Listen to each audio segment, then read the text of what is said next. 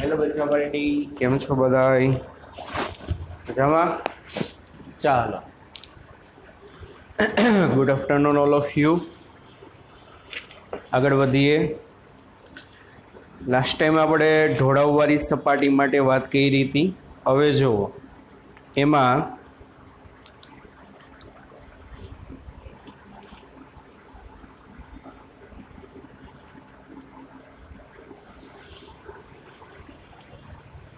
એક h ઊંચાઈની અને 12 લંબાઈની ઢાળવાળી સપાટી છે.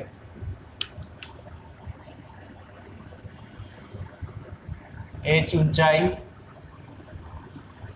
અને 12 લંબાઈની ઘર્ષણ રહિત, એમાં ઘર્ષણ બળ નથી, ઢાળ છે. એક ઢાળ છે બચ્ચા પાર્ટી, બરોબર. એ જે ઢાળ છે થીટા એંગલનો, એની હાઈટ છે ને h જેટલી છે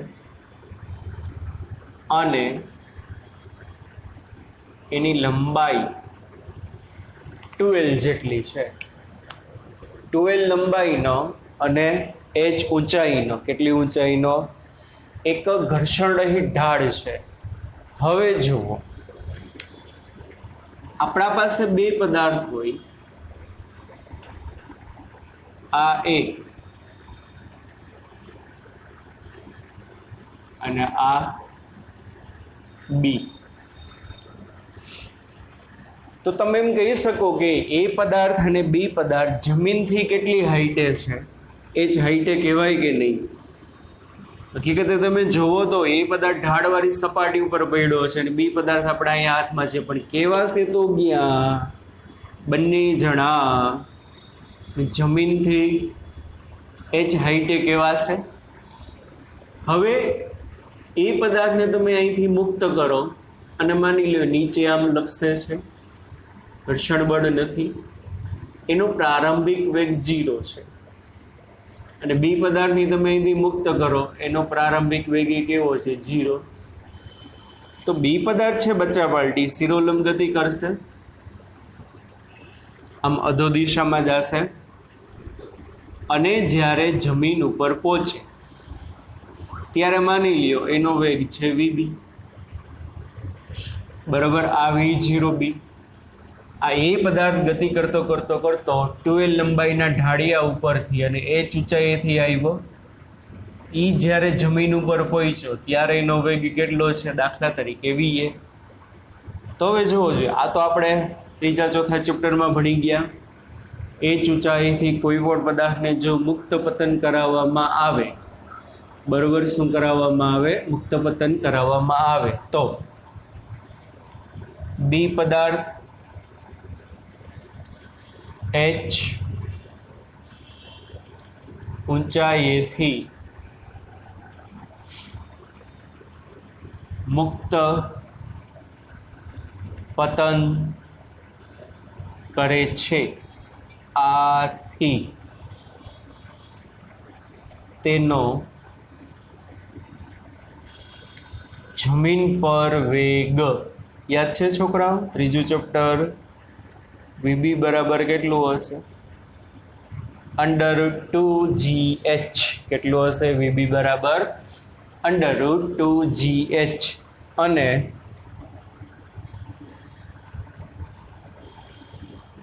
જમીન પર પહોંચવાનો સમય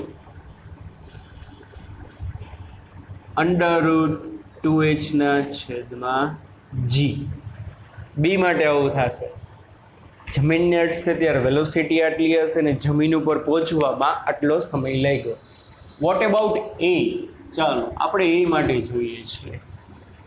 એ પદાર્થ શિરોલંબ નથી ગતિ કરતો, એ પદાર્થ જે છે 12 લંબાઈના ઘર્ષણ રહિત ઢાળ ઉપર ગતિ કરે. હવે કેવું છે બચ્ચા પાર્ટી, આ એ પદાર્થ છે 12 લંબાઈના ઘર્ષણ રહિત ઢાળ ઉપર ગતિ કરતો હશે તો એનો આ દિશામાં પ્રવેગ કેટલો હશે? કાલે સમજાયું હતું g sin θ. ઘર્ષણ બળ તો છે નહીં, એટલે એ ઢાળની સપાટીની સમાંતર નીચેની તરફ g sin θ જેટલા પ્રવેગથી, આ ભાઈ કેટલા પ્રવેગથી જતા હશે? g જેટલા. આ ભાઈ કેટલા પ્રવેગથી જતા હશે? g sin θ. હવે મારે બેની કમ્પેરિઝન કરીને જોવું છે કે ભાઈ h ઊંચાઈથી એક પદાર્થ શિરોલંબ દિશામાં ગતિ કરે અને h ઊંચાઈથી એક પદાર્થ ઢાળિયાવાળી સપાટી ઉપર ગતિ કરે તો એના વેગ અને સમયમાં શું ડિફરન્સ આવે જમીન ઉપર જ્યારે પહોંચે ત્યારે? ચાલો તો એ પદાર્થનો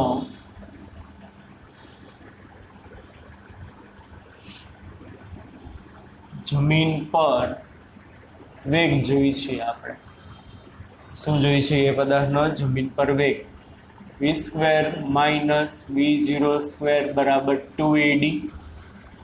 અચળ પ્રવેગી ગતિ જ કહેવાશે ને. g sin θ જેટલા પ્રવેગથી નીચે તરફ જતો હશે. ઘર્ષણ બળ તો છે નહીં, બરોબર. એટલે તમે અહીંથી મૂકી દીધો, તમે અહીંથી લપસ્યું હોય, તમે અહીંથી લપસ્યું કાઢો, રમ નીચે જાઓ. સમજાય છે કે નહીં? ચાલો તો v એટલે જમીન ઉપરનો વેગ, એટલે v એ આ પ્રારંભિક વેગ અહીંયા સ્થિર હતો. 2 પ્રવેગ કેટલો છે? g sin θ. કેટલો છે બચ્ચા વર્લ્ડની પ્રવેગ? g sin θ. અહીંથી અહીંયા આવે તો એના સ્થાનમાં કેટલો ફેરફાર થશે? ઢાળની લંબાઈ જેટલો. કેટલો ફેરફાર થશે? ઢાળની લંબાઈ જેટલો. એટલે d ની બદલે શું આવશે? 12. સમજાવવાનું. ધેરફોર જમીન ઉપર વેગ 2g sin θ into 12. હવે જુઓ આ જે સૂત્ર છે, આમાં કાટકોણ ત્રિકોણ બન્યું કહેવાય. આ કાટકોણ છે, આમાં તમે sin θ લગાડો તો sin θ એટલે સામેની બાજુના છેદમાં કર્ણ. કાટકોણની સામે કર્ણ કહે છે. સામેની બાજુ એટલે ઢાળની હાઈટ છે h, એના છેદમાં કર્ણ એટલે ઢાળની લંબાઈ છે. એટલે આ સૂત્ર મુજબ sin θ બરાબર શું થશે?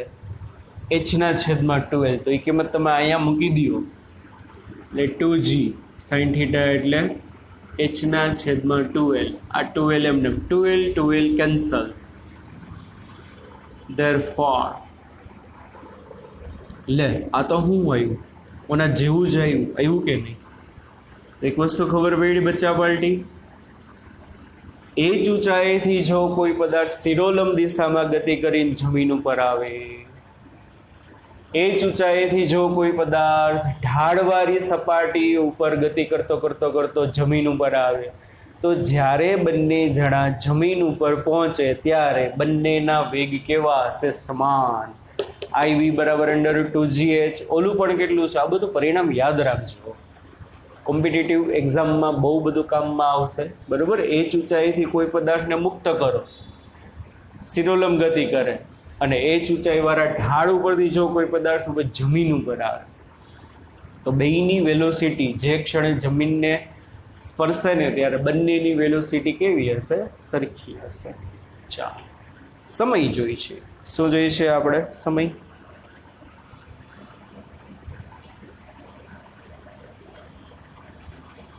એને જમીન પર પહોંચવા લાગતો સમય. એ પદાર્થ છે ને જમીન ઉપર પહોંચવા માટે કેટલો સમય લાગે? ચાલો d બરાબર v0t પ્લસ હાફ at². આ તો 0. d એટલે શું બોલો છો? d એટલે કાપેલું અંતર કેટલું છે? 12. કેટલું છે? 12. એના બરાબર હાફ a. અને પ્રવેગ કેટલો છે? g sin θ. પ્રવેગ કેટલો છે એનો? g sin θ into t². આપણે તો t જોઈ છે, જમીન ઉપર આવવા માટે લાગતો સમય જોઈ છે.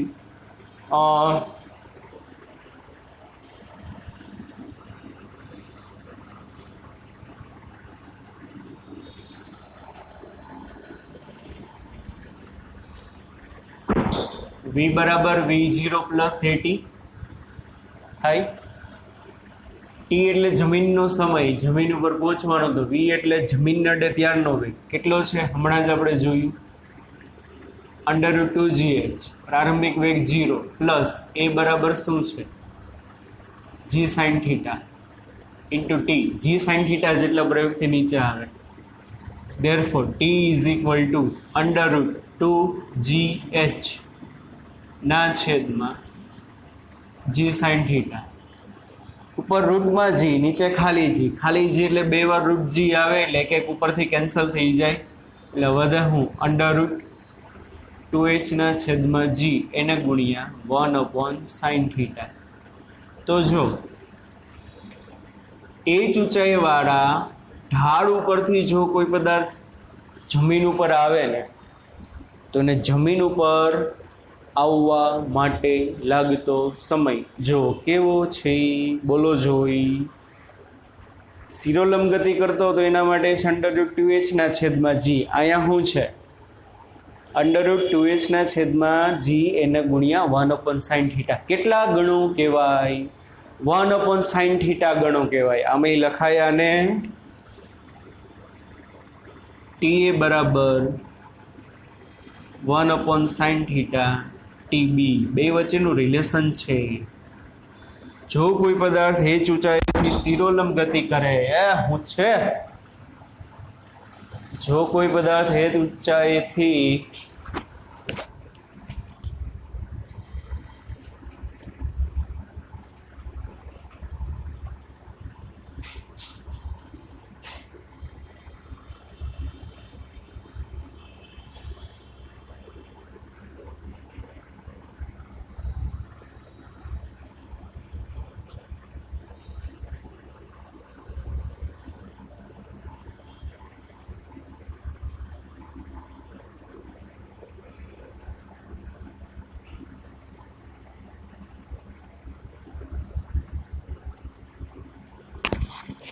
h ઊંચાઈથી શિરોલંબ ગતિ કરતો કરતો નીચે આવે અને બીજો ઢાળવાળી સપાટી ઉપર આવે, તો ઢાળવાળી સપાટી ઉપર આવે એને લાગતો સમય કેટલો હશે? એના કરતાં 1/sin થીટા ગણો હોય. કેટલા ગણો હશે? 1/sin થીટા ગણો.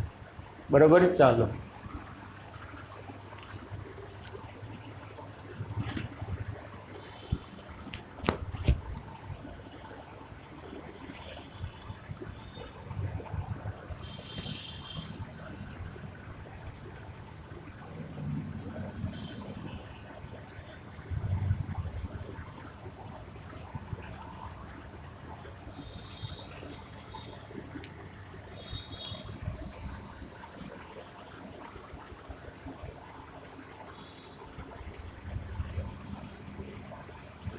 લખો એક રકમ.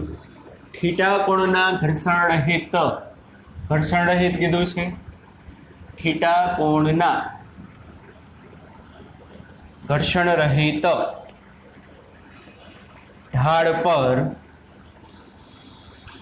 m દળનો બ્લોક મૂકેલો છે. થીટા કોણના ઘર્ષણ રહિત ઢાળ પર m દળનો બ્લોક મૂકેલો છે. હવે આ તંત્ર એટલે ઢાળ પ્લસ બ્લોક બે. હવે આ તંત્રને સમક્ષિતિજ દિશામાં, હવે આ તંત્રને સમક્ષિતિજ દિશામાં એવી રીતે એ પ્રવેગથી ગતિ કરાવવામાં આવે છે. હવે જો આ તંત્રને સમક્ષિતિજ દિશામાં એવી રીતે એ પ્રવેગથી ગતિ કરાવવામાં આવે છે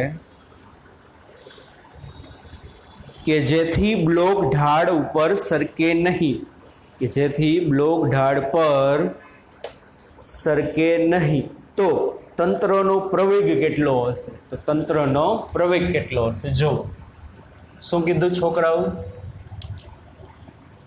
એક થીટા કોણવાળી સપાટી છે.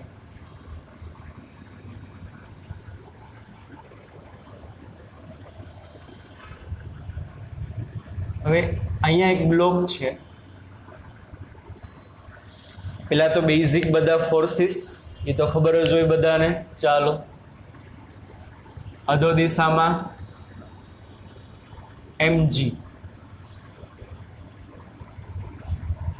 સપાટીને લંબરૂપે લંબબળ n, આ થીટા, આ mg cos theta, આ mg sin theta. આટલું રેડી. ઘર્ષણ સપાટી છે એટલે ઘર્ષણ નહીં આવે. મને કીધું શું, આ આખી સિસ્ટમ છે ને, આખું તંત્ર એટલે આ ઢાળવાળી સપાટી પ્લસ બ્લોક સમક્ષિતિજ દિશામાં એ જેટલા પ્રવેગથી જાય છે, એટલે આ આખી સિસ્ટમ છે ને આમ ગતિ કરે છે. આખી સિસ્ટમ આ દિશામાં જાય છે કેટલા પ્રવેગથી? એ જેટલા. હવે આ આખી સિસ્ટમ આમ એ જેટલા પ્રવેગથી જાતી હોય તો ક્યારે જાતી હશે? આખી સિસ્ટમ ઉપર આ દિશામાં કંઈક બળ લાગ્યું હોય તો માની લ્યો આ આખી સિસ્ટમ ઉપર સમક્ષિતિજ દિશામાં અહીંથી મેં આમ ધક્કો માર્યો ઢીંગ, એટલે આખું આમ ગતિ કરે છે આમ, એટલે આ દિશામાં કંઈક બળ લાગ્યું. કેટલું? F બરાબર ma જેટલું. એના પરિણામે આખી સિસ્ટમના દિશામાં કંઈક પ્રવેગ છે. કેટલો પ્રવેગ છે? a જેટલો. ચાલો મેં તમને પેલા સમજાવ્યું હતું, આ થીટા તો આ કેટલું આવે થીટા, તો આ એનો કયો કમ્પોનન્ટ આવશે? બલો જોઈ ma cos theta. હવે આને તમે આમ ધક્કો માર્યો આમ, તેમ છતાં બ્લોક સરકવાની શરૂઆત નથી કરતો. બ્લોક અહીંયા આગળ સંતુલનમાં છે. કીધું મને શું કીધું? બ્લોક સંતુલનમાં રહે. ટ્રેનના દાખલા જેવું બ્લોક સંતુલનમાં રહીએ એના માટે આખા સિસ્ટમે ઓછામાં ઓછા કેટલા પ્રવેગથી ગતિ કરવી? હવે સિમ્પલ વસ્તુ છે. બ્લોક અહીંયા સંતુલનમાં છે, આમીને જ જાતો કે આમીને જ જાતો, ઢાળની સપાટીની ઉપરને જ જાતો કે નીચે જ જાતો, તો મતલબ શું થશે બોલો જોઈએ? બ્લોક સંતુલનમાં હોવાથી mg sin theta એના બરાબર શું આવશે? ma cos theta. સિમ્પલ. આપણે પ્રવેગ ગોતવાનો, mm કેન્સલ, તો a બરાબર શું આવે? g sin theta ના છેદમાં cos theta, sin ના છેદમાં cos એટલે tan, તો a બરાબર શું આવે? g tan theta. તો બ્લોક પ્લસ ઢાળે આખી સિસ્ટમે જો આટલા પ્રવેગથી ગતિ કરે ને તો ઢાળ છે, ઢાળ ઉપર બ્લોક નીચે તરફ કે ઉપર તરફ ગતિ કરશે નહીં. ઓકે, ચાલો. એક વચ્ચે કરાવવાની એક વસ્તુ રહી ગઈ હતી.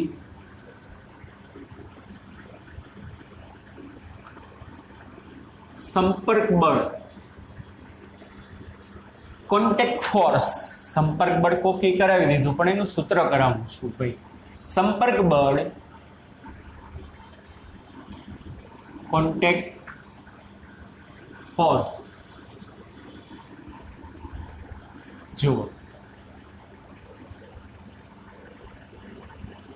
જો પદાર્થ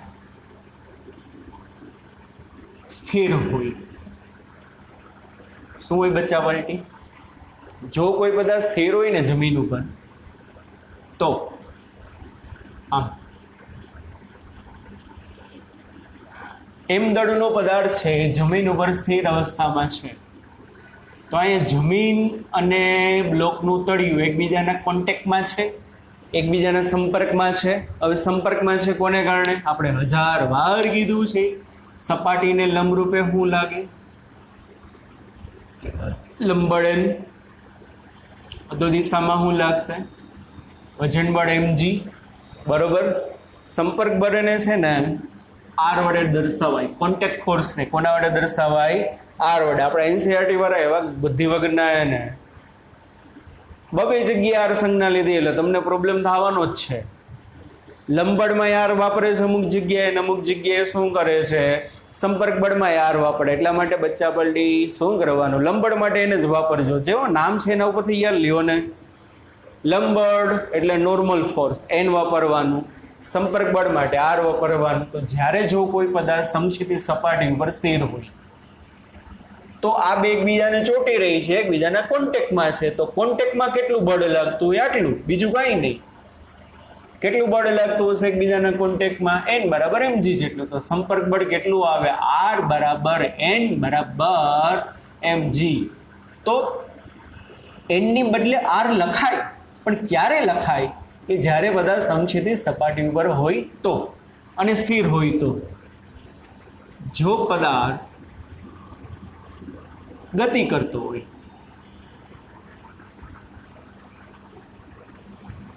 તો શું થાય? જો માની લ્યો કોઈ પદાર્થ છે એ આ દિશામાં v જેટલા વેગથી ને a જેટલા પ્રવેગથી ગતિ કરે છે, તો ઘર્ષણ બળ ક્યાં હશે? પાછળની બાજુ હશે. આમ ગમે અહીંયા દર્શાવી શકો, અહીં. એટલે આ દિશા કોની હશે? ઘર્ષણ બળની. ચાલો પછી લંબબળ ક્યાં હશે? ઉર્ધ્વ દિશામાં. વજન બળ mg ક્યાં હશે? અધો દિશામાં. હા કે ના? સમજાય છે કે નહીં? તો જમીનને સમાંતર ઘર્ષણ બળ છે, જમીનને લંબરૂપે લંબબળ n છે. હવે આમાં તો શું થતું હતું? પદાર્થે જમીન ઉપર mg લગાડ્યું, સામે જમીને પદાર્થ ઉપર n લગાડ્યું, એ જેનો કોન્ટેક્ટ. હવે અહીંયા પદાર્થ જી છે, પદાર્થ એ પદાર્થ ઉપર જમીન એને છે ને ઉપરની બાજુ બળ લગાડે છે. કેટલું બળ લગાડે છે? n જેટલું. એ જ જમીન પદાર્થને આ દિશામાં કંઈક f જેટલું બળ લગાડે છે. તેમ છતાં પણ તમારું વાહન અથવા તો આપણે જમીનાર ચોટીનામાં આગળ હાલી છીએ કે નહીં, તો કંઈક કોન્ટેક્ટ હશે. તો કોન્ટેક્ટ ફોર્સ એ છે ને બચ્ચા પાલટી આ દિશામાં આમ હોય, એટલું યાદ રાખજો. આઈનો આર કહેવાય. તો આ કેસમાં જ્યારે કોઈ પણ પદાર્થ ઘર્ષણવાળી સપાટી ઉપર, કેવી સપાટી ઉપર? ઘર્ષણવાળી સપાટી ઉપર જો ગતિ કરતો હોય ને, જો પદાર્થ ઘર્ષણવાળી સપાટી પર ગતિ કરતો હોય તો કોન્ટેક્ટ ફોર્સ R બરાબર, ચાલો લંબબળ n y દિશામાં, ઘર્ષણ બળ F ઋણ x દિશામાં, બે વચ્ચેનો એંગલ 90 એટલે શું થશે બચ્ચા પાલટી? R બરાબર n² + f² + 2nf cos 90 અને cos 90 એટલે 0. therefore R is equal to √n² + f². આ યાદ રાખવાનું, બરોબર.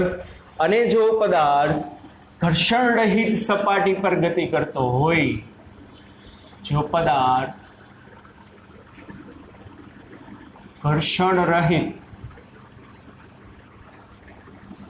સપાટી પર ગતિ કરતો હોય તો બોલો કોન્ટેક્ટ ફોર્સ કેટલું થાય? ઘર્ષણ બળ તો હશે નહીં, ખાલી n જ હોય, તો R બરાબર n, એના બરાબર mg. સમજાય છે? આ બે કેવું થાય? સરખું જ થાય. સિમ્પલ વસ્તુ. ઢાળવાળી સપાટી હોય એના માટે પણ એ થશે. આ બ્લોક છે આમ, રેડી. આ શું છે? વજન બળ mg. આ શું છે? લંબબળ n. આ થીટા, આ mg cos થીટા, આ mg sin થીટા, આઈ થીટા. બ્લોક આમ જાય છે તો ઘર્ષણ બળ આમ હશે, બરાબર. તો F અને N નું જે પરિણામ આવે ને એટલું યાદ રાખવાનું. આ તમારું કોન્ટેક્ટ ફોર્સ હોય તો કોન્ટેક્ટ ફોર્સ R બરાબર શું થશે? √n² + f². અને n બરાબર તો શું થાય? mg cos. શું થાય બચ્ચા પાલટી? n બરાબર mg cos. એટલે જરૂરિયાત મુજબ આમાં કિંમત મૂકવાની, બરોબર. અહીંયા f કે આવશે. સ્થિર હોય તો fs હશે, ગતિ કરતો હોય તોય ચોટીને તો રહ્યો હશે ને, તો ગતિ કરતો હોય તો f કે આવશે, સ્થિર હોય તો fs આવશે. જરૂરિયાત મુજબ તમને જે કોઈ કિંમત મૂકવાની. n ની બદલે mg cos એ મૂકી શકો. સમજાય છે કે નહીં? હા કે ના? અને જો સ્થિર અવસ્થામાં હોય, કેવી અવસ્થામાં હોય? સ્થિર અવસ્થામાં તો ઘર્ષણ બળની બદલે તમે mg sin એ મૂકી શકો. ગતિ કરતો હોય તો f અને mg sin થીટા બે સરખા ન હોય, તો mg મોટો હોય ને f કેવો હોય? નાનો હોય. તો પછી તમારે જોવાનું fk આપ્યું હોય, હું આપ્યું હોય fk બરાબર μ k n. એટલે ડિપેન્ડ્સ ઓન સિચ્યુએશન. પણ આ રીતે તમે એનું કોન્ટેક્ટ ફોર્સ ગોતી શકો. ઓકે બચ્ચા વર્લ્ડ. ચાલો આજના લેક્ચરમાં એટલું રાખી. સોમવારે આ ચેપ્ટરની એક્ઝામ હશે અને આવતા રવિવારે તો પાછું ફૂલ સિલેબસની હશે જ. ઓકે, ચલો bye bye, take care, C you. ધ્યાન રાખજો છોકરાઓ.